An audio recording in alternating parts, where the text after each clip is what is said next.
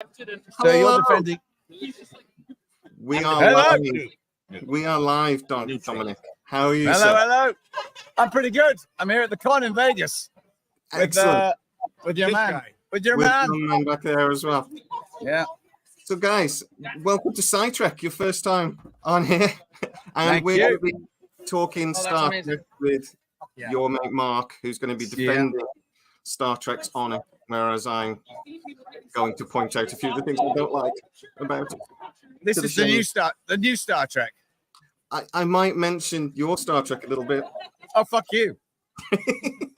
I was not told In a that. lovely way. Your Star Trek was, to be fair, my favorite Star Trek episode of any Star Trek episode ever was one of your Star Treks. Which was what? Regenerations. I just love that. And Scott Bakula is probably my favorite captain. No so shit. He's the most underrated. Well, he's just underrated. And like everyone goes to Picard and whatever. I just think, nah, Captain Archer. And he good. But no, I love Scott. Oh, great. Yeah. Quantum Leap. Yeah, God bless. Well, he was an absolute mensch to work for. We couldn't have had a better guy at the top of the food chain. He was just, he made those years glorious. And not everyone in Hollywood does that when they are top of the food chain. So, yeah, God bless him.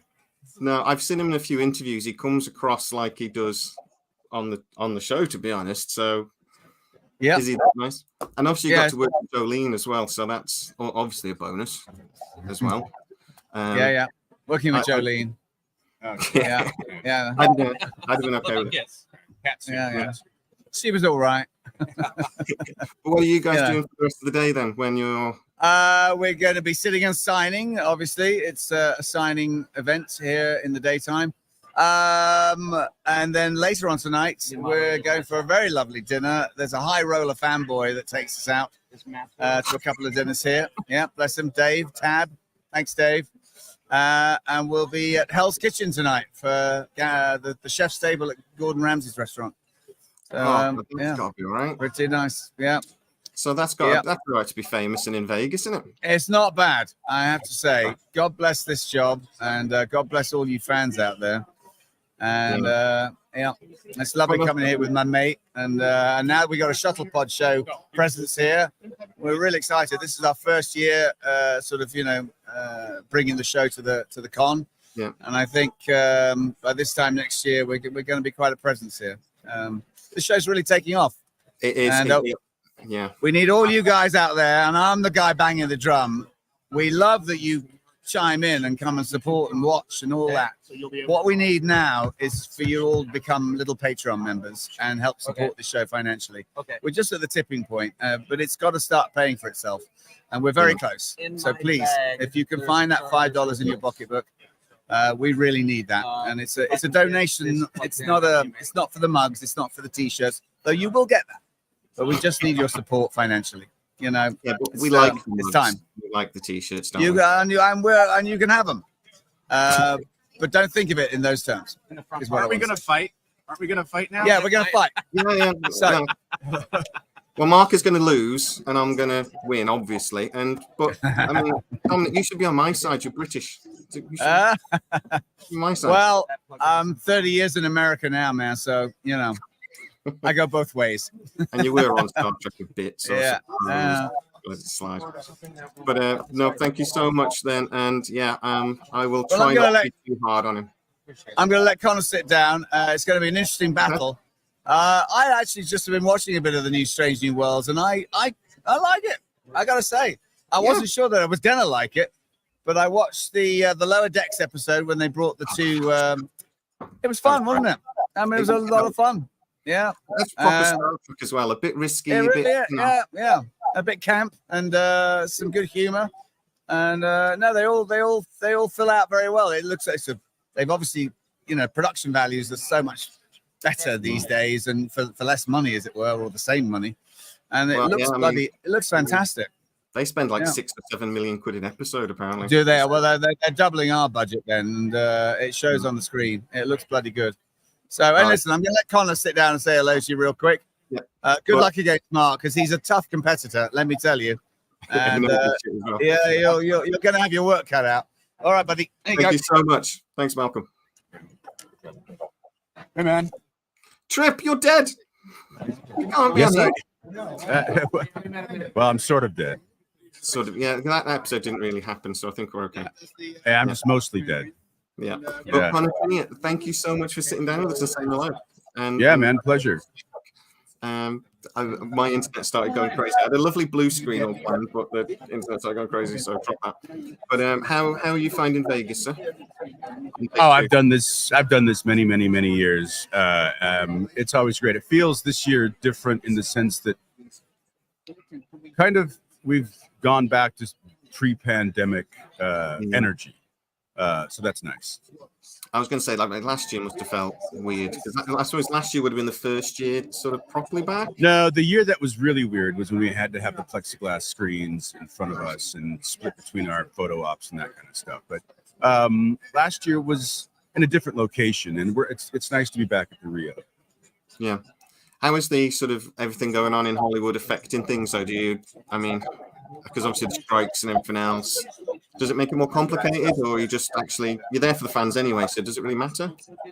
It does complicate it a bit because we're not allowed to really talk about the show that we might or might not have been on. Yeah. Look, hey, we've got a lot to fight for here.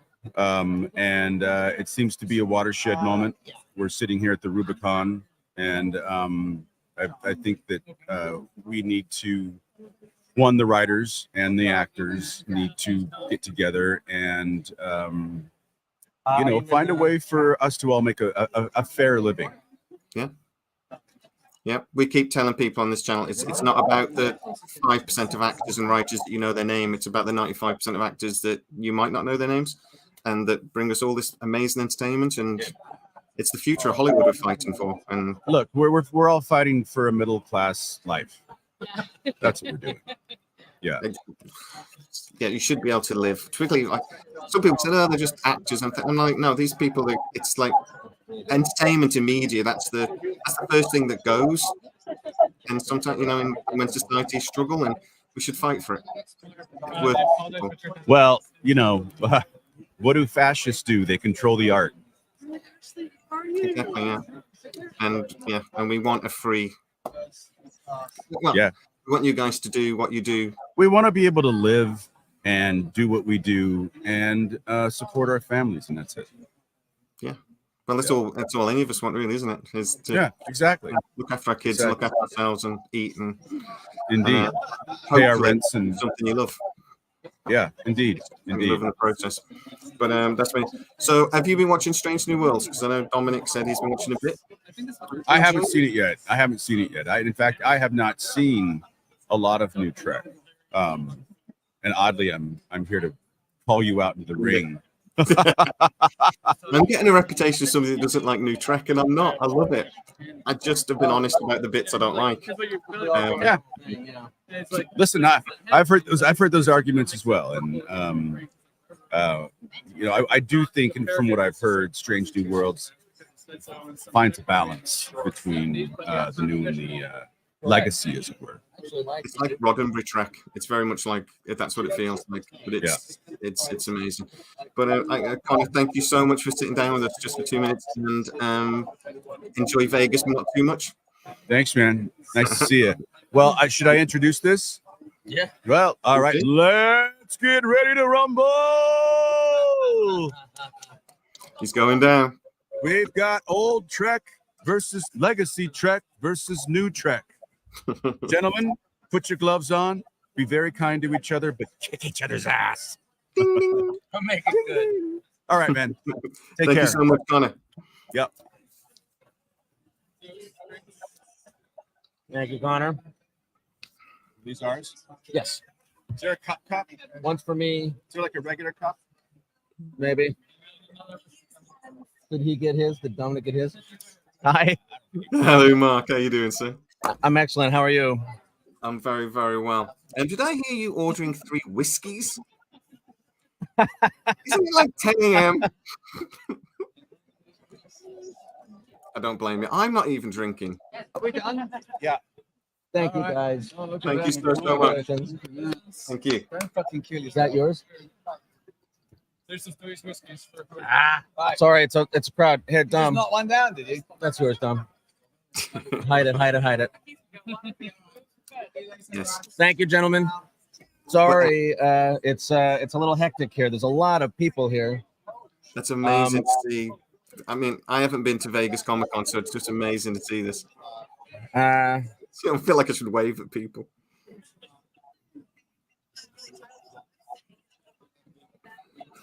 Anyway, we're having a good time. Me next year. Honestly, if these two of Comic Cons and San Diego Comic Con are this close together again next year, yeah, I'm going it. I'm doing it. That's our plan. Sci-Trek will be at. So you talked up Connor and Dominic. I told them that you were challenging me to defend new Trek, which is something I'm very, very happy to do. Excellent. And let's get into it. But first of all, have you seen the musical episode? Yes, I watched it this morning, in fact. And thoughts? All Trek is obviously... Oh, I loved it. I was on the verge of tears by the time the episode was done because I love musicals and I love Star Trek, and everything about it for me was fun. I wish there were more I'm shocked it took so long to have a Star Trek musical. Well, they've like an tried official Star Trek musical. Apparently Picard nearly did it. And I really can't see how that would have worked. Well, they're the same filmmakers who make Strange New Worlds and Picard, so that makes sense. Tonally, though, I don't see how it would have worked, but hey. I agree. Maybe all of season 2 should have been a musical. Then the light plot would have been more fun, to song. Well, I've put together a couple of little statements that go to what I've had a problem with Star Trek for a little while, and we're just going to discuss them. But I've been purposefully a little bit confrontational in the way I've written them, so please don't blame me if they're written like this on purpose. I'm already getting a lot of crap for being a Star Trek hater, and I'm not. I'm a bloody Trekkie. I love Star Trek. I made sure to tell Connor and Dominic that you don't hate Star Trek.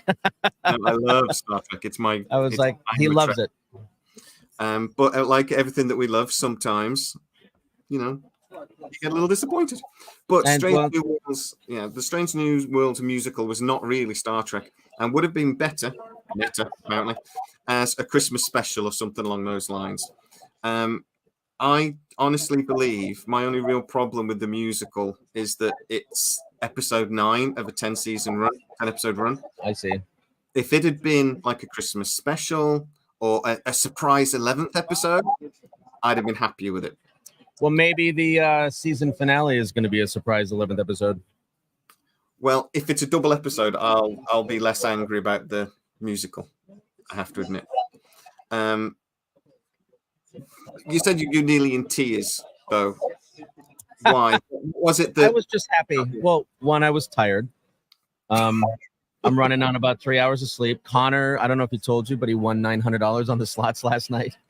So that's kind of fun. Yeah. We're meeting all these amazing Star Trek people who are incredible, who are fans of the show and just fans of Star Trek, and having such a good time that it's hard to go to sleep at the end of the night. Yeah. You got to be buzzing. Yeah, I can't wait to. It's just. Oh yeah, Bruce Horan is right there. That's right. And so is Anthony Rapp. Yeah. No way. Can you see the names? I can't really read them in this, but I see. Oh yeah. No way. Yeah. Was there. Tawny Newsome is right here. No. Bonnie Gordon is right here. Gary Graham is right here. Everyone is right here. It's really fun. No, like somebody said Jeffrey Coombs was there, and I joked that, how would you know? Yeah, he's right here. How would you know? How would you know it's Jeffrey Coombs? Yeah, Jeffrey is playing all of the people attending the convention. Oh, yeah, they're just, I would just have a running joke. Every time I announce anybody, if I was Jeffrey Coombs, I would just walk on. That's funny. And here's Benjamin Sisko, and I would just walk on. But, I mean... For me, I thought the songs were okay in Strange New Worlds. I thought I loved Nurse Chapel's song, I'm Ready. I thought that was a great song. I really loved Lon's song about loving Kirk, about sharing her emotions. Yeah, I thought that was better. Feelings. From the advert, it looked like they were going to end up in bed together, but it was just her dream. But for me, though, sci-fi should have an element of science to it. Does it matter to you in the slightest that the reasoning behind the singing was utter nonsense? Sorry, somebody in the chat said, I know that person back there. That's Ange. What was your question? I'm sorry. So it's just, as a sci-fi fan, I think science fiction should have a set of rules to it. I think it should be, have some science to it. Does it matter that the reason why they started singing, they really did try to have like a scientific explanation for it, but it was nonsense? Does that matter? Oh, I mean, all science in sci-fi is nonsense because it's all magic, right? We try very hard to come up with plausible explanations for the technological leap. But at the end of the day, we need this to work for our plot. So yeah, I think that's something you have to accept if you're a Star Trek fan. People will say warp drive is implausible. People will say subspace communication period is implausible. All of the things that they do in Star Trek is completely improbable technologically. It's no different than magic. So I don't know that that's an argument that I accept from you. Well, I think a lot in Enterprise, a lot in Star Trek through the ages, even back to TNG, whatever, they would take a nub of something that scientifically was a theory or something that made sense, and then they built a story around it. Well, what happened in this episode? It was what? A subspace fold. Yeah. Right, and they hit it with some frequency, and it resonated. Yeah, and made everyone sing. Bubble of reality. It seems. I mean, it's a musical episode of Star Trek. I don't know that the science needs we don't need a panel of the most brilliant minds on Earth to tell us that the science behind it is pristine. I think it was just fun to see a musical episode, and it was nice. I think that they, tried to explain it instead of just letting it be a musical. Yeah, they did maybe my opinion might change on that, but I'd have just done psychic alien that lives inside the subspace fold was trying to communicate with the crew, and that's how they tried to communicate. There you go. That's the most Star Trek way to do it, but they didn't. They tried to create like a subspace improbability sphere or something. Yeah. And I was like, wave. It made that did make me chuckle. I have to admit, when they You're were actually straight face, I was just like, "That's stupid." You're actually right. I think an alien in the fold who received the music from Uhura and Spock, and then trying to communicate with them, making them communicate only in musicals in emotionally vulnerable moments is actually probably a better. Because then I like that idea. They'd have to all be psychic for it to work anyway, because obviously they all start dancing in synchrony. So there'd have to be some sort of psychic thing going on for it to work. And it's just to me interesting. But I was there going, please be an alien, please be a psychic alien, please be a psychic alien. It's a subspace fold. Oh, for God's sake. The only bit of the episode that made me physically angry was the Klingons boy band moment. Oh my God. I loved it. I stopped it. I literally stood up, I rewound it, and I watched that moment again because that was solid gold. And the uniforms they were wearing, I loved it. As soon as I saw him earlier on in the episode, I was like, yeah, they're going to do something silly with that Klingon. And, I love that it was the actor that played the chief engineer from the first season, whose name has just gone out of my head. I love that he was the Klingon. But I've read, because I did a video immediately after doing this, and I have to admit, I said I don't like it. I loved the crossover episode. I adored it. I thought it was the best Star Trek episode I've seen in ages. This was a step too far for me. Oh, that's too bad. But tell you what, the comments though have been so. This was a proper you don't really have Marmite in your country, do you? In America, because Bruce Horak is literally right here. He's right there. But I tell you what, getting into the comments, there's such a divisive episode. I mean, New Trek is divisive. I think it's fair to say with New Trek is, some people. I mean, a huge part of the community precedes New Trek, so that kind of, I think, that goes hand in hand. I think we talk about this a lot on our show. People tend to think that the Star Trek that was their gateway Trek is the only real Trek, and everything else is silly or old or new or. So I don't know. In psychology, so I come from a psychology background. That's what I went to uni and did something. And they call it sort of the golden age thinking. And it's everyone has those bands that they loved, like 16 to 25. That's when music and everything after that, music just died. And I do wonder if there's an element of that with Star Trek. It goes, well, no, my golden age of Star Trek was TNG, and everything else is just stupid. I think that's a real thing, and I actually think the way you put it is way better than, because I've tried to explain this a lot. That this is my working theory, and you calling it the golden age conundrum. I think I'm gonna steal that from you. That's a good explanation. It's the same in music, honestly. Everyone thinks that, like, say, music died when they were about 25 years old, and it didn't. It just changed. But yeah.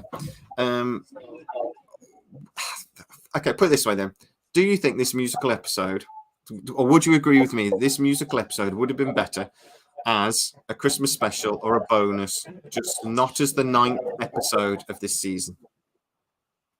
I think a musical Christmas special would have been amazing. I hope they have one. Yeah, Santa in it, because obviously the rules went straight out the window. So Santa Claus could have come in, done a little bit of a dance. It would have been ace. With the elves, obviously. I'm being facetious. Or even the bonus 11th episode. Like I said, I suspect I have a suspicion that there's something in store for us with the season finale. And it just didn't seem, it seemed they probably had a big narrative, about face that is probably more important than, a musical episode. I think by definition would have to be basically a throwaway. Like you're never going to want to draw on that more than just like an inside joke. Some future show will reference that time the Enterprise made everyone in the galaxy start living in a musical. Yeah. It's Schmigadoon. Schmigadoon, is that what it's called? Schmigadoon? That was great. That was fun. I think that it should have been maybe not a Christmas special, but I kind of like that it was we got a week away from some of the dramatic storytelling. Sometimes it gets a little heavy with all the drama. It's nice to have a throwaway. Have we had that much drama in this season? Really? Sure. I mean, Spock and his wife, their relationship is dead or not dead. His relationship with Nurse Chapel. Pike is struggling with, being a interesting captain. It's his chef skills that he's struggling with. He can't quite get that courgette.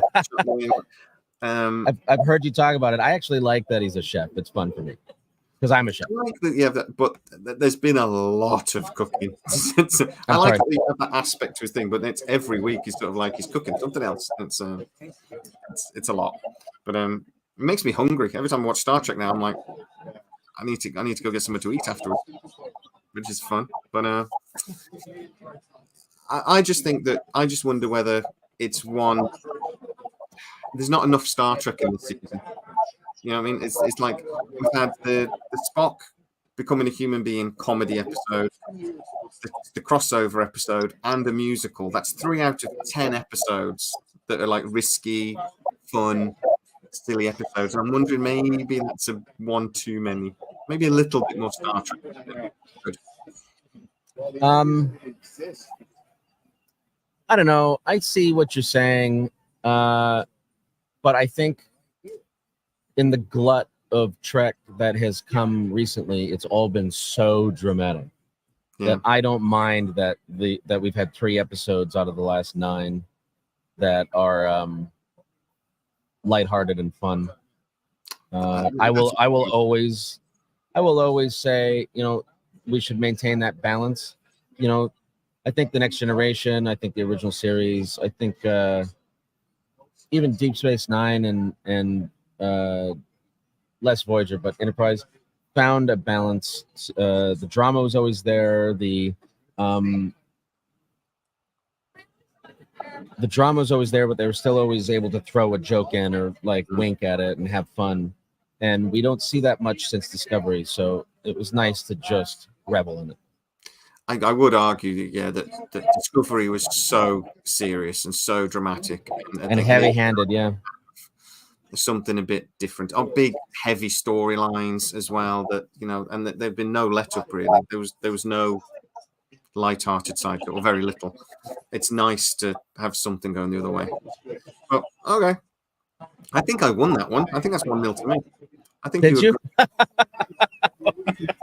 We'll keep score. Okay. Canon doesn't matter in New Trek. Sticking to the rules is boring anyway. How much does canon matter when you're talking about Star Trek? Oh heavens! I think the big canon matters.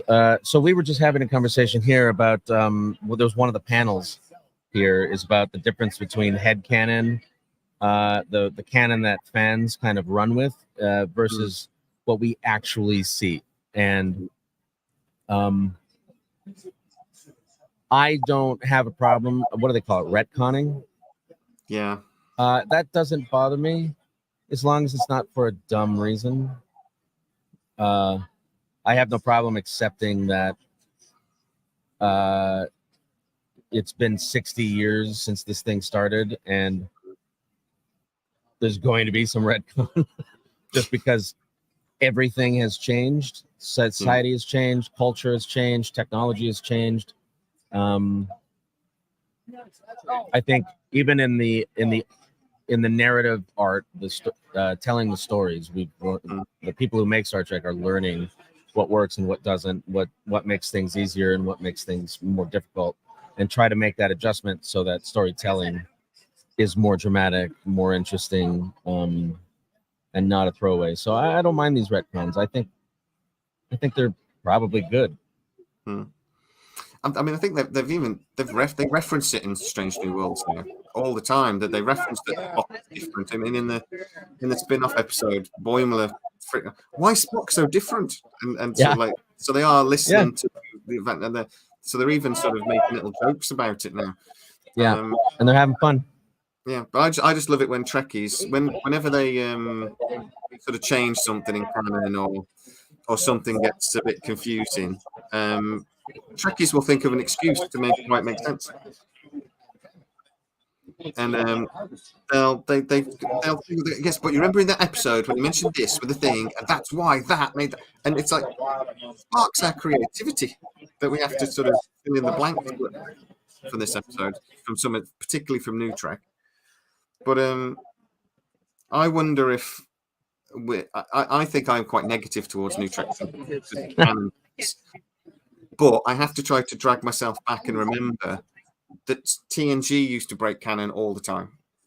Star Trek used to, the original series used to, and that was when it was fresh and new. And they used to put their own toes occasionally. Oh, they would break their own canon in the same episode in the original series. Like they just forgot. Yeah. So maybe we shouldn't worry about it too much. But when we do things like the technical manuals and things like this, and they really try to put detail behind the Trek and then forget about it, I find that a little irritating. I will say that all of those, because I'm obsessed with the technical manuals and the additional materials that are available for Star Trek fans, Star Trek encyclopedias, things like that. But they're not actually created by the people who make and write Star Trek. They're made by the original technical manual was written by Rick Berman, wasn't it? I think it was written by Mike Akuda and Rick Berman, sure. Yeah, but that was just for the Enterprise D, right? Yeah, the Enterprise D. Yeah. And there's not much canon to break there. No, I mean, the moment that manual came out, I'm like, when is the saucer going to crash land on a planet? And we got it. Yeah, it was definitely going to happen. But yeah, as soon as they decided that saucer could separate, we all knew. We all knew. It was crashing. As soon as they could afford that as special effect, it was definitely going to crash. Is there a line though? Is there a line that they just can't cross, or do you think if the story dictates it, then it's okay? I think it's a moving line. I think it's a gray area. I don't think it's a hard, white line on the road. It's I think if it's not too egregious, and also like I said, we change.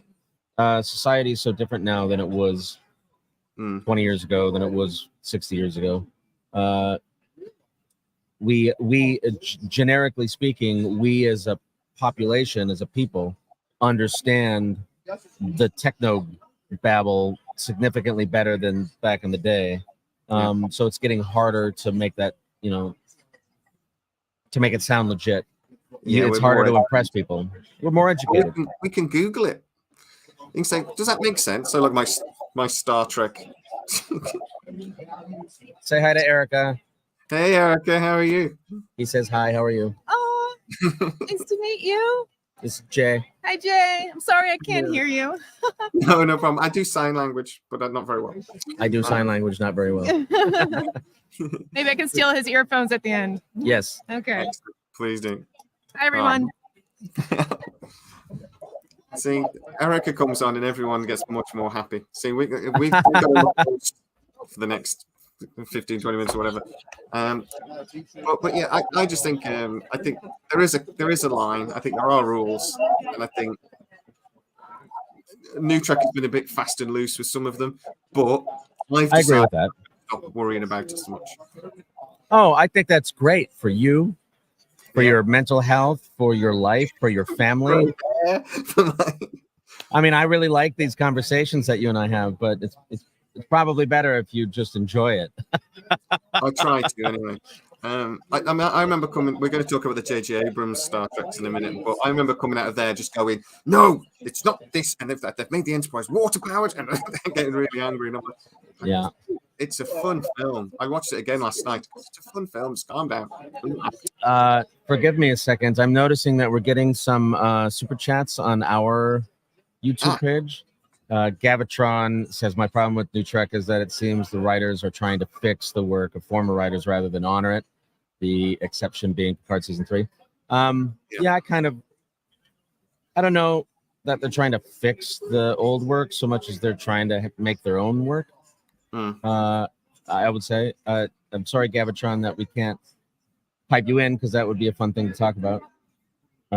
John, I was 16 years old when Star Trek, the original series, came on the air, and I have not believed that it was the only great Trek. Each Trek has its own value in the franchise, and I've enjoyed each one of them over the years. And I agree with you, John, 100%. Each show has its crowd. Yeah, 100%. Just a second, I will that comment. Just a second. I think I'm not. Oh, there you go. No, Black Hat. Yeah, I think we should get a bit of Star Trek storyline crossover with some professional wrestling. Pike versus the Gorn. That's amazing. How are the Gorn in Strange New Worlds? That would be amazing. A Gorn wrestler. Yeah, well, we've already seen it a little bit. Yeah, I was going to say that's how they came into being. Yeah. In fact, the guy who played that Gorn is right here on the other side of this. Yeah. just run over and karate chop him. I'm going to. I'm gonna shoot him with a chemical bath of compounds and components that I find on here in Vegas. Sean Sullivan put a super chat on, but I didn't see it. I'm sorry, Sean. That was my fault. I wasn't. It's not ignoring them. I was so involved in the chat, I wasn't looking at the comments. I apologize. And we'll keep an eye open for any more that pop up, though. I will watch for them. So where were we? So yeah, I'm deciding that Canon there's got to be fluid as well. And it's just, if they've got a good story, then they shouldn't let the canon block it in. If a good story is a good story at the end of the day. I've met some amazing people at this convention who, you know, like they're members of their own Starfleet organization. They have, you know, rules, and they're all over the world, and there's, you know, hundreds or thousands of them. If you want to be that hardcore about your canon and role play in that way, there's a space for you to do it, and there's people who really want to do that with you. But as far as watching an episode of Star Trek, I kind of like it to be a little gray, fluid.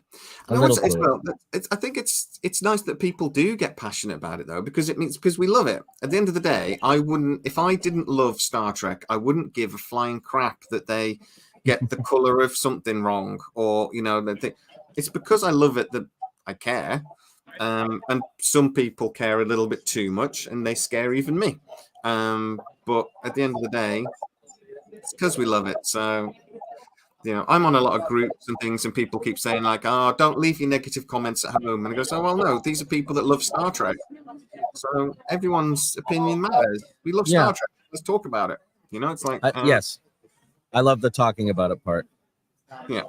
So anyway, the next statement was, prequels don't add to the richness of Star Trek. They just confuse things. I hate prequels, Mark. I hate them. Yes. I really, really hate them. When they're good, they're amazing because they add a lot to the storyline, and we can learn so much more about characters and things. But they're almost never good. And even Strange New Worlds, the problem I have with Strange New Worlds is we know where it ends. We know where it's going in just a couple of years. So they're having to create stuff like the Gorn that are all of a sudden these like powerful enemy with brilliant starships and things. That's never been mentioned before in Star Trek, ever. The Gorn was that one bloke on a planet, you know, that was a lizard. I don't think Strange New Worlds is adding anything to those characters. I think it's actually taken away. Well, okay, so there's something to be said about the Gorn example specifically, because the Gorn was such, I mean, talk about the crossover between Star Trek and wrestling. Like, it was such a weird moment in time. I think there aren't very many people on the planet, Star Trek fan or not, who wouldn't recognize the image of Kirk, you know, squaring off against that giant, goofy-looking rubber Gorn. So that is a little difficult to do anything with, because it's such an iconic moment in, not just in Star Trek, but in storytelling. You know, the adventure of narrative storytelling in human history. That is a fundamental moment. I do enjoy that they've been laying in the Gorn as like this vicious, not well understood predatory species. I think less is better. I think I have a suspicion, and correct me if I'm wrong, I think that you react negatively to Gorn specifically so much because they probably showed too much of the Gorn, and they didn't let it remain a mystery. They've had some very cool sort of almost horror episodes with them, though, that they worked. I mean, that, like I said, they fleshed out. I love them. Yeah, I love those episodes. They're really good. I just wonder if it would have been better if they'd have focused. I mean, we had a load of comments in here saying focus more on the Tholians, which is an enemy that we knew were technologically advanced, as technologically advanced as us, or more so. But they went with the Gorn. Maybe they went with the Gorn because we don't know them. But now all of a sudden they're sort of like a Federation threatening species. So it's going to be interesting to see how that concludes, because obviously we don't see them at all later. So are they going to get wiped out? Are they going to? I don't know. It's going to see very interesting where they go. Go ahead. Sorry, it's very loud here. No, we're not going to make friends with them at the end of the day, are we? So it's just going to be interesting to see how they conclude that doesn't sort of affect the later. That they just don't get mentioned again, basically. I suppose. I would also say, just sort of generically speaking, I personally don't mind prequels. I think it's fun to go and flesh out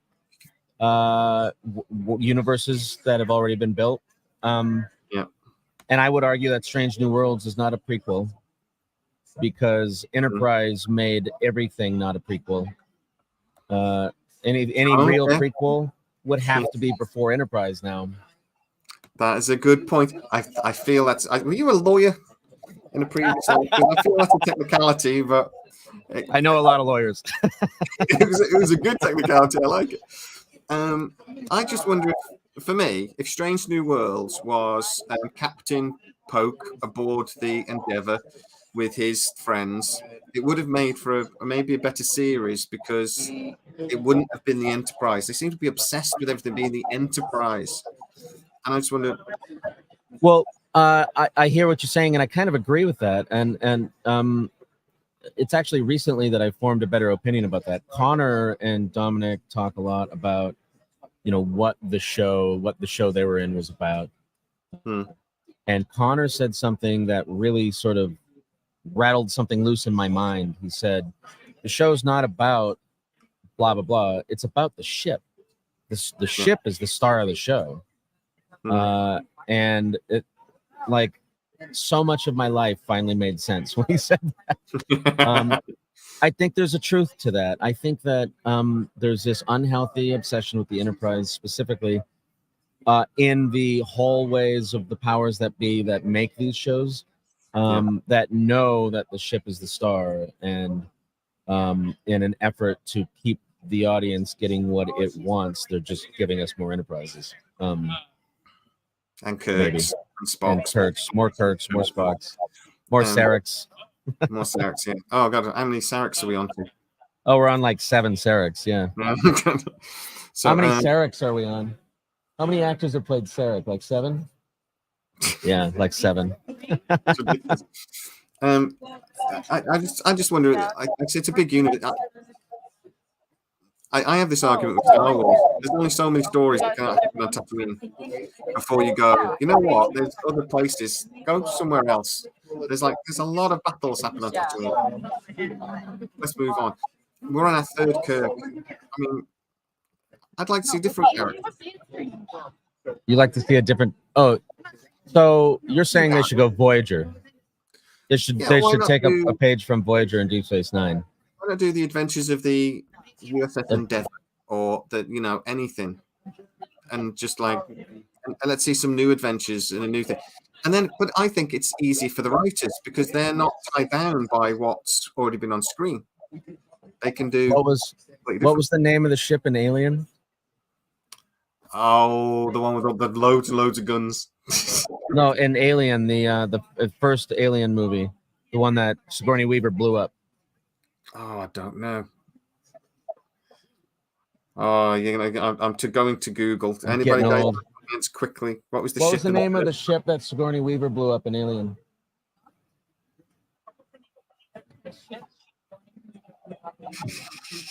Sigourney Weaver's ship from Alien. The Nostromo. The Nostromo. Thank you. I kept wanting to say the Botany Bay, but I knew that was Khan's. No, that's Star Trek. Yeah, the Nostromo. Thank you. Yep. Oh, Alan got in there quickly with the Nostromo. The Nostromo. Yeah. Work on. Sean. Thank you, Sean. And Saywise got in there, and very good. Yeah, I just wish they'd done that, but that gets us on to the next little thing. Star Trek Enterprise would have been better if it had focused. Sorry, I know you got a lot going on around, Mark. Sorry. Star Trek Enterprise would have been better if it had focused more on the formation of the Federation and wasn't called Enterprise. Kirk's Enterprise was the first Enterprise.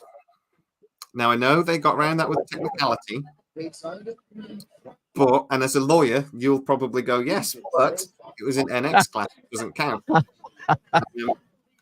Correct. That is exactly what I was about to say. It was an experimental class of ship. And I know, and they even got away with that in the very last episode because they decommissioned it literally the day the Federation became the Federation. So they even knew. They were like, Federation, decommission her immediately. But it really could have been called anything. Why did it have to be the Enterprise? It could have been anything. I think that goes back to what we were just talking about. I think that Rick Berman knew that the ship is the star, and from the original series and into the movies, we had gone through 7 seasons of The Next Generation, 7 seasons of Deep Space Nine, 7 seasons of Voyager. So that's what, 600 episodes or more of television over a period of 12, 14 years, 12, something like that, 15, 16 years. So to go back to the Enterprise, I think was a bit of nostalgia churning, and doing Star Trek Enterprise as a prequel, I think was nostalgia churning anyway. I don't know. I never had a problem with it. I like the Enterprise. Yeah, I just wish they'd called it something else. But I love the show. I thought they got the technology bang on, and I love that the feel of the show was absolutely bang on.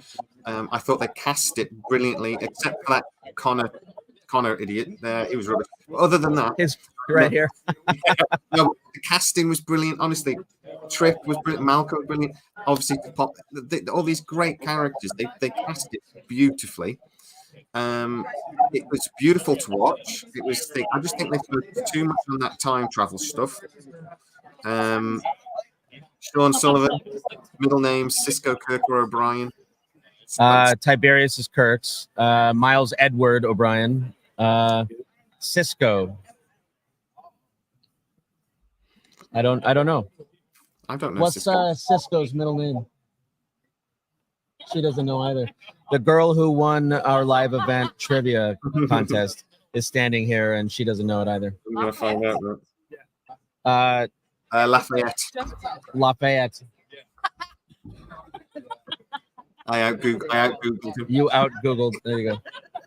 I want to shout out. I got a message from Sean, who's watching our show right now.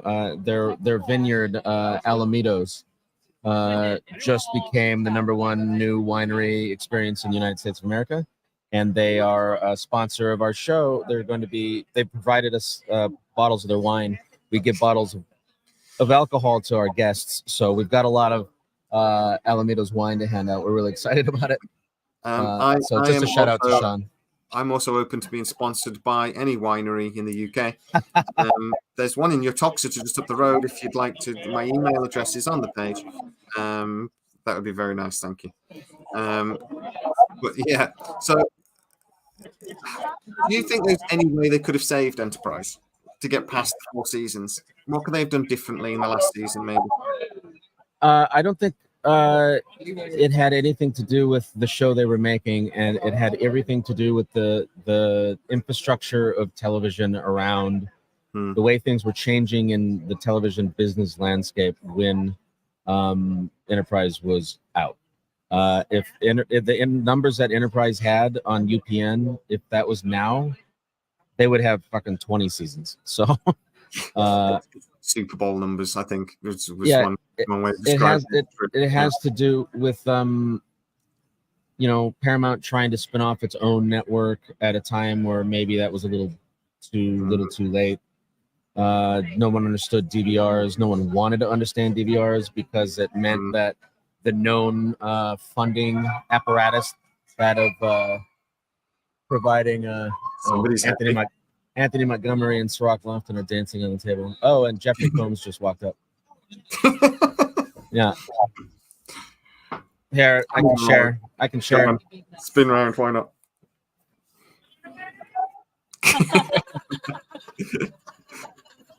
No way.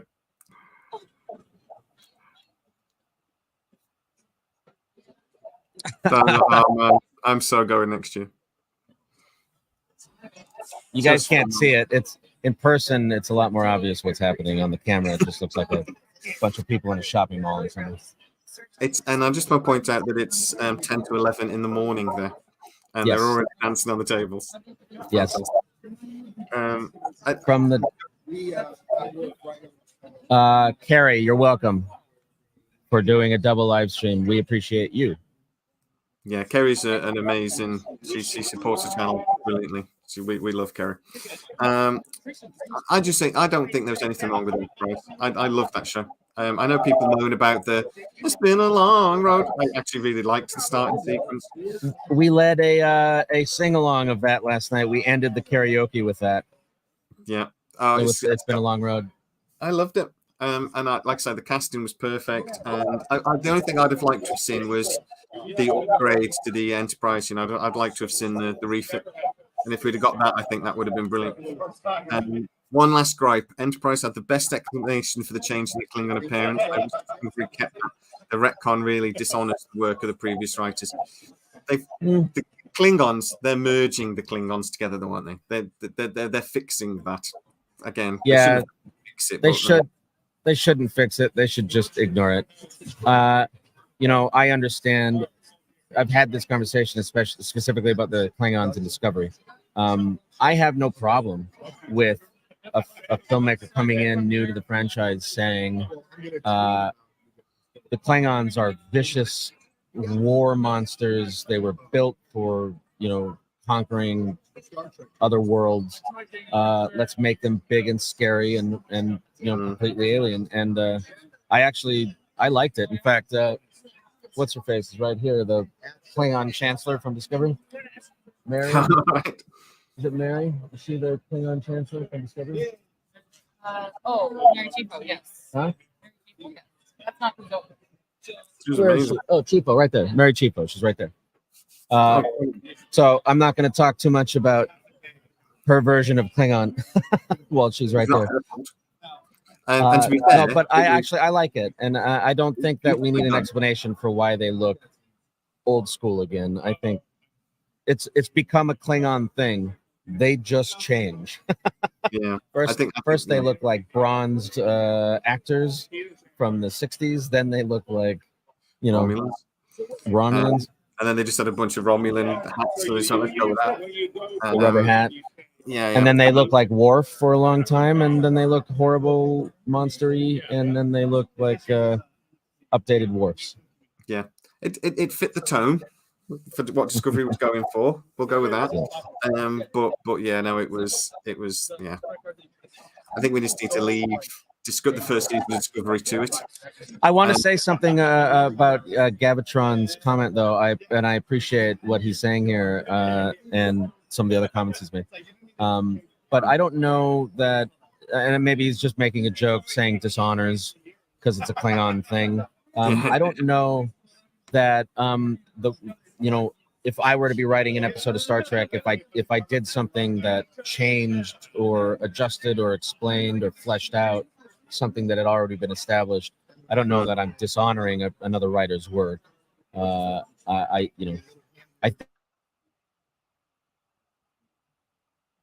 no, we might have lost Mark. I suppose he is in Las Vegas. And the Wi-Fi might not be amazing where he is and sat in a hotel. Dang it. Well, we'll give Mark a couple of seconds to see if he comes back. We're hoping so. We've got one last little comment to make about the future of Star Trek. While we got you, please go and check the description. If you're a Sci-Trekker, please go and subscribe to the Shuttlepod show. If you're a Shuttlepod show fan, please come over and subscribe to the Sci-Trek channel. We have videos almost every day talking about Sci-Trek and Stargate and everything else.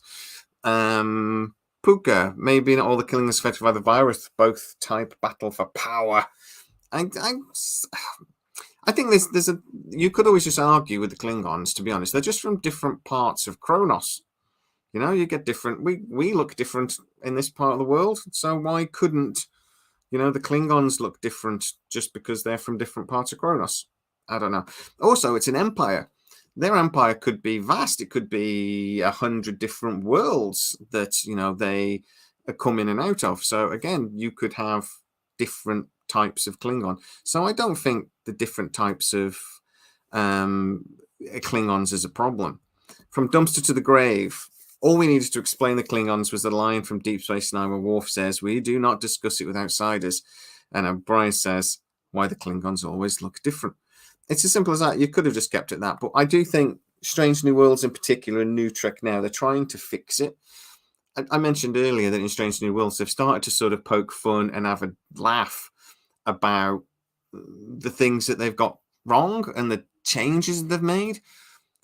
But you get new writers coming in and you want to then put your stamp on things, or you want to tell a story a slightly different way or with a different tone, and you're going to change the way things look. They wanted very much for the tone of that to be more of a horror, and we've got Mark. So they changed the way they look for that reason. Sorry about that. Not a problem. You're in Vegas. What happens in Vegas stays in Vegas. So what happened Yeah. off screen is fine. It was too real to show. It was. And yeah, I don't. Yeah, and let's just leave it at that. We've got one more little statement before, and then we'll let you go to enjoy Vegas, but not too much. Right amount to enjoy. Today's gonna be a nap day. Is it really? Okay, that's good. Right. So we are in a golden age of Star Trek, or are we? So what do you think? Is it a golden age?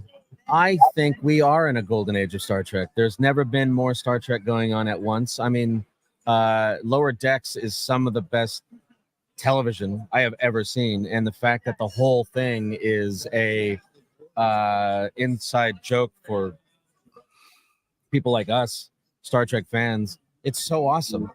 You know, Yeah. Prodigy got canceled just as I was getting into it. That's really sad, but you know, we had Prodigy, Lower Decks, Picard, and Strange New Worlds, and Discovery all going on at the same time. That outpaces everything else preceding it. So, I do think we're in a golden age of Star Trek, and I embrace that it's different than the Star Trek I grew up on.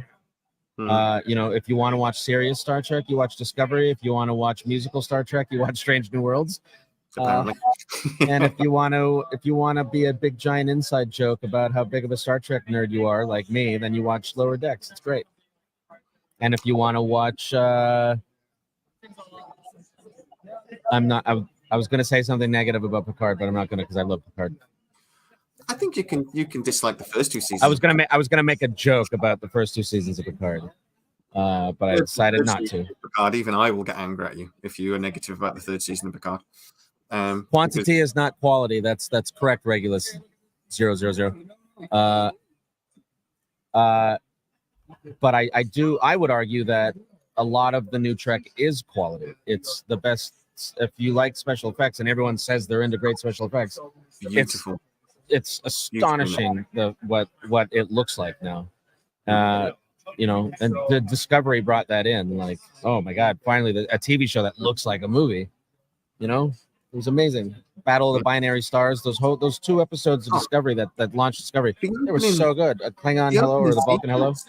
I just loved it. The opening sequence where Michelle Yeoh and the captain, whose name's gone mad. Captain Green. Green. What's the captain in Discovery? Green. Sorry, what's the captain? The captain Green in no, Discovery? those characters, it's the same as Empress. Oh man. The black lady. The black lady. Oh, Who's the star of Discovery? We suck. no. Yeah, no, I was thinking about Georgia, Georgia, when the opening sequence and they walk out the logo. Yeah. It was just a beautifully made scene. Yes. Just a way to open a new series started. I was so excited about it. Unfortunately for me, Discovery did sort of I love the second season. I love the third season. But the first season I didn't like it. But as an opener, that was amazing. I love all Star Trek. You know, there's a lot of people in the comments on our page, and I don't know about your page, but you know, if Star Trek, if a certain show isn't for you, it's not for you. That's fine. But I really believe I came into this conversation. I wanted to have a T-shirt that said # all Trek is good Trek, and we talk about it a lot. Like, if it's not your Trek, I can promise you, being here is perfect proof that if it's not your Trek, it's somebody's Trek. And if you don't like it, you don't like it. Why shit on someone else who is inspired by it? or feels like Exactly. they're seen because they're being represented in new Trek. It's I love it. I love it so much. I love Star Trek. Yeah. I was so excited when you said you wanted to have this conversation. I got so excited. I was like, oh my god. I've had a couple of quite nasty comments about my last video, though, saying because I don't like the musical episode. But I'm like, I raved about the crossover episode. And I know one of my friends who is a subscriber sort of said he hates the crossover episode, but he loved the musical episode. And I'm like, isn't that the point? That's okay. But the thing is, what do you want to do? Do you either want a generic TV show that everybody is like okay with, or do you want a TV show that does take risks and does go a bit, and they're going to get it wrong sometimes, but they take risks, do something a bit crazy. Give me the risks every time. Yeah. Well, that's the point of Star Trek for me. Then I want them to take risks. Yes, I didn't want to watch a musical episode. If it was me, I wouldn't have let them do it. But I love a show that's brave enough to do that and to do something that I'm not going to like. Because then they do a crossover episode, and I've watched it 3 times. Trekgate just noticed that we have a Sci-Trek Shuttlepod crossover going on right now. We do indeed. And I'm going to do the Riker maneuver in a minute and just cock my leg over the chair. And I've got a bad back, so it'll end up with me on the floor. But it got to be done at least once. Mark, Riker. Just Riker. Thank you so much. Do you want to say hi to Erica? Why not? Let's say hello to Erica because say hello to Erica. Say hi. Hey there. Hello, Erica Dorosa. How are you? Good. How are you? How are you enjoying Vegas? Is Mark behaving himself? He's mildly behaved. I won't ask about Connor and Dominic because I'm hoping they're not. So, what did you say? I'm hoping Connor and Dominic aren't behaving. Dominic, no, they're certainly not. Excellent. Good. So what are you up to now for the rest of the day over in Las Vegas? So I believe we have a little lunch with Muhammad Noor. I'm gonna catch up with him. Are you familiar with him? Yes, a little bit, yeah. Yeah, and then I'm thinking about maybe getting some Vulcan ears put on by John, who's right next to us. We'll see. Maybe today, maybe tomorrow. Huh? You said it. John Paladin. So check him out. And she's got a couple outfits for me that I might be wearing, so that's exciting. Do a little cosplay, and then I don't know. That's it for today. Just hanging out at the booth because I wasn't here yesterday. I personally wasn't at the booth yesterday, so I'm excited to just chat with people. No, that's amazing. I said to immerse yourself in something like that. I'm so jealous. I'm here in Britain where it's just started raining. So we haven't had a summer this year. It's just started to rain all summer. Oh shucks. I know, but next year I will be in Vegas. You're good. Have you been here before? I've been to Vegas twice, but not to a convention because I'm the only nerd in my friend group, so they wouldn't let me. Okay. Thanks to having a little YouTube channel, I've made nerd friends, so I've got people to go with. So San Diego Comic Con and then Star Trek Las Vegas, I think will be ours. But, next year. Can't wait. I'm going to say hi to Puka Hare as a thank you. Mark. Who's next on the podcast then before we say goodbye? You know who's next on this show? Who's next on the show? Yeah. Like who's our next guest? Yeah. If you like that's a fantastic question. Well, are we still going to try to snatch a guest for this weekend? Yes. We're going to try to have a surprise guest this weekend. So I can't tell you. Here's me asking a question you couldn't answer. I'm going to pick that one. But somebody from the convention is going to get grabbed and thrown into a room, are they? Yeah, we're going to kidnap them. Excellent. Good. Well, thank you so much, Erica and Mark, wherever he's wandered off to with a drink, I should imagine. Yes. it's been brilliant. Can you thank Connor and Dominic for us as well? And I certainly will. amazing to see live from Star Trek Las Vegas. Woo! I Thank hope you to so speak much. with you again soon. And you, thank you. Okay, Bye-bye. bye.